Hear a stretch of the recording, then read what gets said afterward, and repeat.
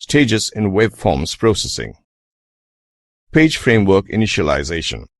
The page's page_init event is raised and the page and control view states are restored. Uses. During this event, the ASP.NET Page Framework restores the control properties and post-back data.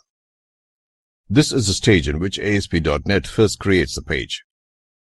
It generates all the controls you have defined with tags in the .aspx web page.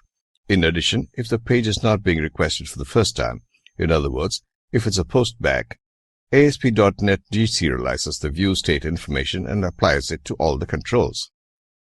At this stage, the page.init event fires. However, this event is rarely handled by the web page because it's still too early to perform page initialization. User code initialization. The page's page_load event is raised. At this stage of the processing, the page.load event is fired. Most web pages handle this event to perform any required initialization, such as filling in dynamic text or configuring controls. The page.load event always fires, regardless of whether the page is being requested for the first time or whether it is being requested as part of a post-back. Uses. Read and restore values stored previously. Using the page.isPostBack property, check whether this is the first time the page is being processed. If this is the first time the page is being processed, perform initial data binding. Otherwise, restore control values. Read and update control properties. Validation. The syntax for creating a validation server control is open tag ASP:control_name ID equals sum_ID run at equals server/close tag. The validate method of any validator web server controls is invoked to perform the control specified validation. ASP.NET includes validation controls that can automatically validate other user input controls and display error messages. These controls fire after the page is loaded, but before any other events take place. Uses.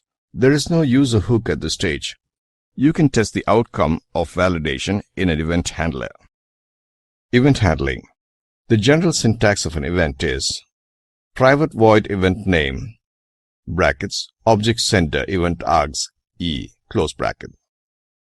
If the page was called in response to a form event, the corresponding event handler in the page is called during the stage. When you use the data source controls, ASP.NET automatically performs updates and queries against your data source as part of the page life cycle. Uses.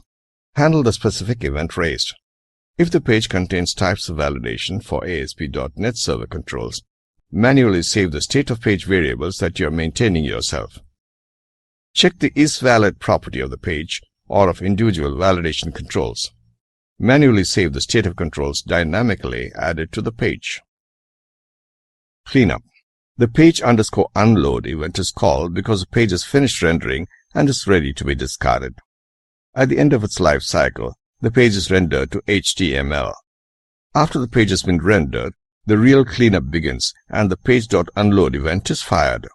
At this point, the page objects are still available, but the final HTML is already rendered and can't be changed. Remember, the .NET Framework has a garbage collection service that runs periodically to release memory tied to objects that are no longer referenced. If you have any unmanaged resources to release, you should make sure you do this explicitly in the cleanup stage, or even better, before. When the garbage collector collects the page.disposed event fires. This is the end of the road for the web page. Uses.